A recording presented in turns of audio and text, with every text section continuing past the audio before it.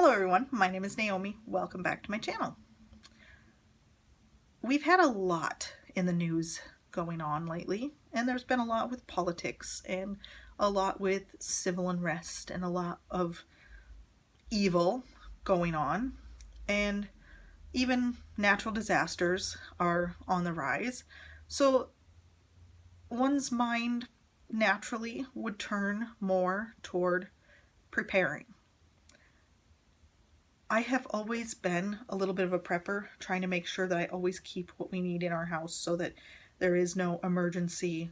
Oh no, I've got to run to Walmart and get this immediately right now, or it's a disaster. So I've always tried to do a very good job of keeping our house well stocked.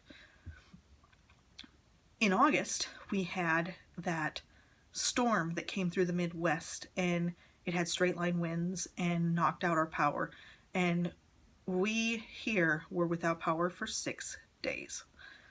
So that got me to think more about what do we do if the power goes out for an extended period of time.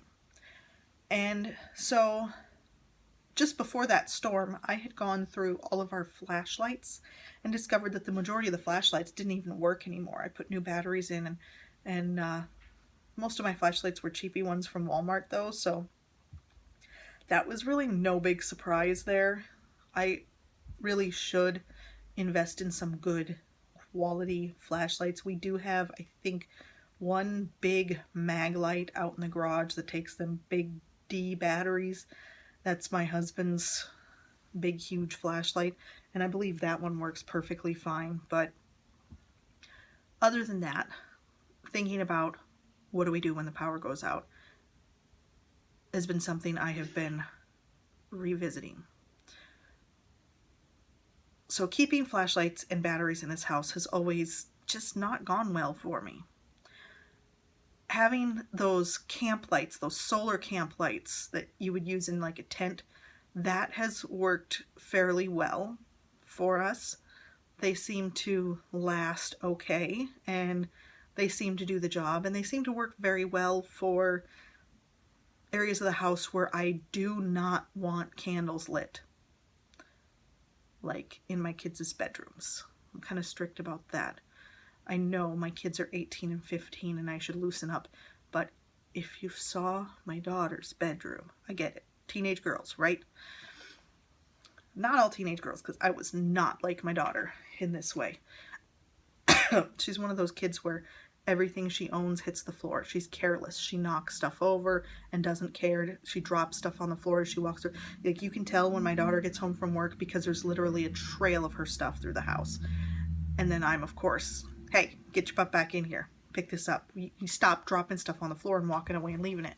So, like, I don't want her burning candles because of how careless she is and how messy her room is all the time. But other than that, like, I use candles in the main part of the house for power outages.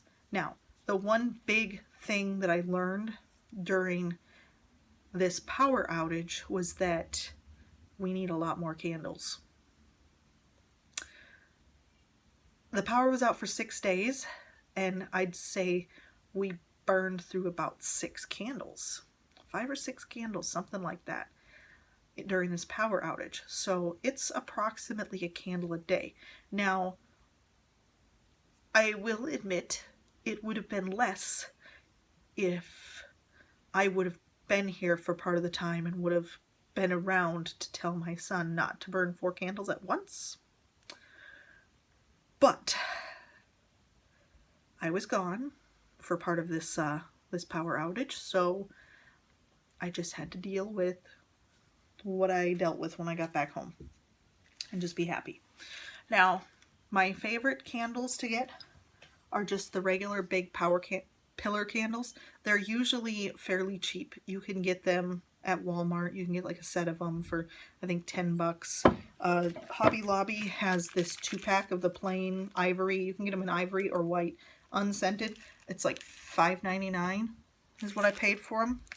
So I do like to just get the pillar candles because I think the pillar candles are great because of the fact that they're fairly inexpensive.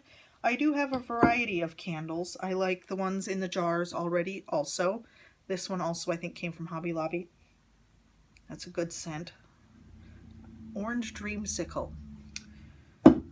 I have little pretty candles as decorations. I decorate my home with things that are useful for the most part. So I may have some pretty little candles in the bathrooms and as decoration throughout the house rather than like little glass things that will get broken. I've found over the years that glass figurines don't last in this house. So I usually decorate my house with, I have some glass stuff that I don't want broken, and it's in a special case. And then throughout the rest of the house, I'll have things like candles or other useful items. I also like, these are called Good Light, and it comes in a little tin. Natural Rosers. Now this is really expensive, but this one's supposed to raise money for Orangutan Land Trust or something. So this one is supposed to, it says your purchase helps support reforestation projects and the preservation of wildlife endangered by irresponsible palm oil farming. Now this is a palm wax candle, but supposedly they are more responsible about how they harvest it. And this one smells really good because it's fig grapefruit. I like this one. Now I do own one, and only one, little beeswax candle. I found this little guy in a cabinet and went, oh hey, haven't seen this in a while. So I do have one little beeswax candle. Once upon a time I was told that beeswax is way healthier than, say, paraffin wax. I would say the paraffin wax candles are supposed to be the ones that they can harm your health or something, create, I don't know, breathing problems maybe is what it was. I have to look into that further. Since I have so many candles, I probably should know the things that are detrimental to your health. At this point, it doesn't matter though, because I already own so many regular candles that I'm not someone who's just going to instantly throw them all out and replace them with soy candles, which are really, really expensive, when I've got so many of these that are cheaper, that I've stocked up on over the years. So if you are concerned about the health aspect, that would be worth looking into on what's going to be a healthier candle. I have made so many health conscious changes in my life trying to get my hormone and my thyroid issues under control. Believe it or not, I have been trying to lose weight for a very long time. I am currently intermittent fasting to see if that makes a difference. We shall see. I'm hoping. But I'm one of those people that can do everything right and then, or do everything the right way for normal people and then have it not work. So it's been a struggle, a huge struggle. And taking a job that made me more sedentary did not help my situation at all, because I need to be moving. But anyway, so if you're concerned about the health benefits, and if you have information about candles and what's healthy and what's considered safe and what's not, go ahead and please leave it in the comments below so that everyone can see that. I love it when you help share a little bit of knowledge if you have it. I have not looked into it terribly, and I really, really should. So that is on my list of things to do. But in the meantime, I have candles, and I will continue to have candles, and I may add maybe, I don't know, a soy candle per payday or something for a while, just until I build up the healthy kind of candles. I'm not sure if soy is the healthy ones or not, but if it is, then that's the route I'll go. I'll do some research before I buy more candles. And if I find out anything interesting, I can always share it here on my channel. Keep on prepping, guys. Stay safe, stay healthy, stay aware. Always be paying attention.